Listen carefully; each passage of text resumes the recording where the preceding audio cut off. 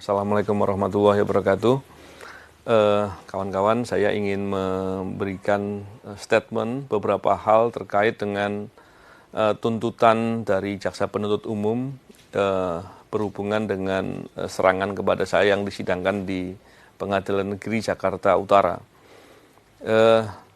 Yang pertama tentu saya setelah melihat berita di media bahwa penuntut umum menuntut kepada kedua terdakwa dengan tuntutan 1 tahun penjara dan disampaikan juga pasal yang disangkakan dalam tuntutan itu adalah pasal 353 ayat 2. Di sana saya yang pertama memang apa yang saya katakan sebelumnya bahwa ini banyak kejanggalan semakin memperlihatkan. Tentunya secara pribadi saya sejak awal serangan saya sudah pernah mengatakan bahwa saya tidak ingin serangan kepada saya ini mengganggu saya dalam berjuang memberantas korupsi ke depan. Oleh karena itu saya memilih jalan untuk bersabar dan tidak menuntut kepada siapapun. Walaupun demikian tentunya demi kepentingan penegakan hukum, kepentingan keadilan, kepentingan kemanusiaan, tentu menuntut agar siapapun penyerang itu harus diungkap adalah suatu hal yang wajib saya lakukan. Tapi bukan sekedar masalah dendam untuk membalas. Tapi belakangan ketika saya melihat proses penyidikan berjalan, proses di penuntutan yang diawali dengan dakwaan dibacakan di persidangan, hingga terakhir kemarin tuntutan disampaikan oleh jaksa penuntut, semakin meyakinkan kepada diri saya bahwa ada yang tidak beres di sana. Setiap proses dilakukan, saya bersama dengan tim kuasa hukum, koalisi sipil, menyampaikan kejanggalan-kejanggalan ke publik, agar ini bisa dipantau dan dilihat. Kenapa ini terus saya lakukan itu? Karena pada dasarnya saya meyakini dengan sejelas-jelasnya serangan ini bukan hanya serangan kepada diri saya, tapi serangan ini dilakukan karena saya melakukan tugas memberantas korupsi.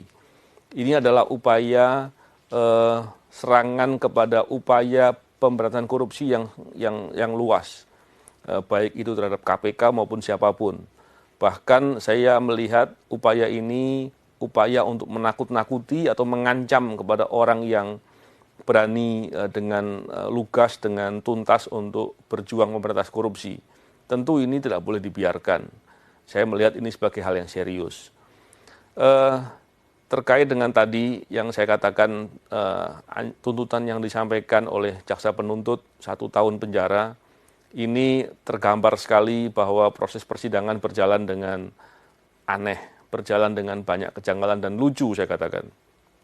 Kenapa?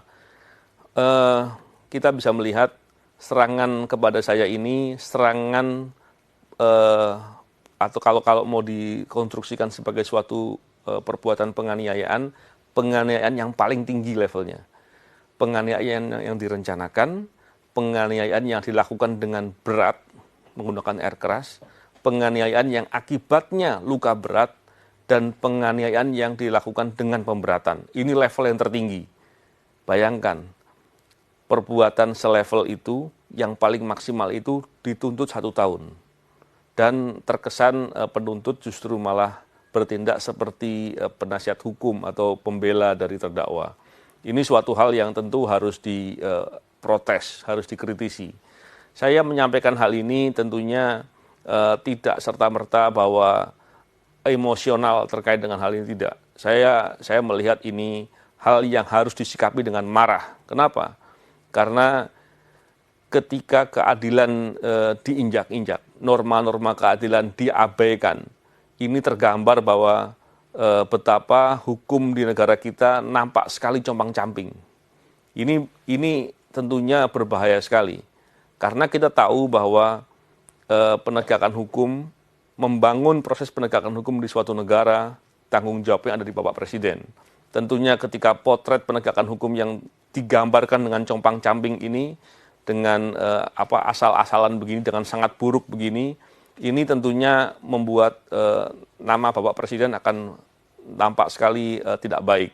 Oleh karena itu saya berharap tentunya hal ini tidak boleh dibiarkan. Yang pertama itu. Yang kedua, kalau pola-pola seperti ini tidak pernah dikritisi, tidak pernah diprotes dengan keras, dan kemudian Presiden juga membiarkan, saya sangat meyakini bahwa pola-pola demikian akan mudah atau banyak terjadi kepada masyarakat lainnya. Walaupun faktanya kita tahu bahwa banyak sekali masyarakat yang menjadi korban dari ketidakadilan, dari proses penegakan hukum yang bermasalah yang sudah terjadi. Tapi apakah kita mau abaikan? Apakah kita mau biarkan? Padahal apabila kita lihat penegakan hukum adalah faktor penting untuk kemajuan suatu bangsa. Kita melihat bagaimana upaya dari pemerintah untuk membangun di semua bidang. Bidang ekonomi, bidang politik, sosial, dan lain-lain. Tapi apabila penegakan hukumnya bermasalah, proses penegakan hukum, sistem penegakan hukum, dan bagaimana realisasi penegakan hukum di masyarakat itu ternyata bermasalah, maka kita sulit sekali untuk bermimpi sektor-sektor lain bisa menjadi baik. Dan ini faktor yang paling penting. Bahkan dalam proses upaya memberantas korupsi, masalah penegakan hukum itu menjadi hal yang penting sekali. Tentunya yang saya katakan ini hal yang hal yang komprehensif, hal yang lebih luas, dan saya berharap kita semua bisa melihat ini sebagai permasalahan.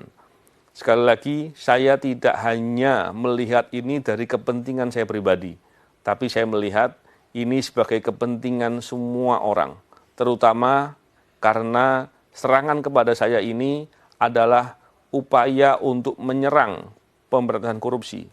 Dan ini berbahaya. Bahkan kalau kita lihat di era-era belakangan ini, pemberantasan korupsi di Indonesia sedang menjadi masalah yang sangat luar biasa. Bahkan kita tahu dengan terang benderang upaya penghambatan, upaya penghadangan dilakukan dengan masif. Di tengah banyaknya potensi-potensi korupsi, bahkan perbuatan-perbuatan korupsi yang terjadi. Tentunya keprihatinan ini adalah keprihatinan kita semua, dan sekali lagi saya sangat prihatin dengan adanya proses persidangan yang sekarang sudah masuk di masa penuntutan yang berlangsung seperti itu. Keprihatinan ini bukan pertama kali, tapi sudah saya sampaikan berulang kali, dan ini sudah banyak kejanggalan-kejanggalan yang terjadi. Saya kira apakah ke depan situasi itu akan berubah, apakah kemudian prosesnya akan menjadi baik, bagi saya yang penting adalah saya tetap akan berikhtiar untuk berbuat. Saya akan melakukan protes-protes sebagaimana mestinya dengan cara-cara yang benar. Karena apabila nanti hal itu tidak terjadi, bagi saya telah melakukan apa yang harus saya lakukan. Dan apabila prosesnya putusan kemudian berjalan seperti keadaan sekarang, maka itulah potret dari penegakan hukum di Indonesia, dan ini harus menjadi keprihatinan kita semua. Bagi saya ingin mengajak semua kalangan masyarakat untuk bisa mengkritisi hal seperti ini, baik kasus ini maupun kasus-kasus lain yang menunjukkan ketidakadilan, menunjukkan suatu perbuatan yang menggambarkan potret penegakan hukum yang compang-camping. Oleh karena itu, dengan semangat upaya memberantas korupsi yang baik ke depan, tentunya saya mengajak kepada semua kawan-kawan yang berjuang untuk memberantas korupsi untuk tetap berani dan konsisten. Karena orang-orang yang terlibat dalam perilaku korupsi, koruptor dan kawan-kawannya, mereka berharap kita semua takut dengan kejadian ini. Kita semua menjadi melemah dan kemudian mereka bisa dengan semaunya sendiri merampok dan menjarah uang rakyat, harta dari bangsa dan negara. Saya kira itu hal yang menjadi concern bagi saya, dan sekali lagi kejanggalan demi kejanggalan yang saya catat, saya umumkan ke media, kepada publik setiap waktu dan setiap tahap, itu semakin tergambar, dan ini semua saya minta untuk menjadi perhatian dan kita menjadi catatan bagi kita semua. Semoga ini bisa menjadi upaya perbaikan Saya tidak tahu perbaikannya akan seperti apa, tapi tentunya dalam kesempatan ini saya juga mendesak kepada Bapak Presiden, apakah masih tetap akan membiarkan, apakah terus kemudian akan turun untuk membenahi masalah-masalah seperti ini. Bukankah sejak awal Bapak Presiden memberikan perhatian soal ini, tapi kemudian mempercayakan kepada aparatur yang sedang bekerja, bukankah sudah sangat cukup alasan untuk menunjukkan bahwa aparatur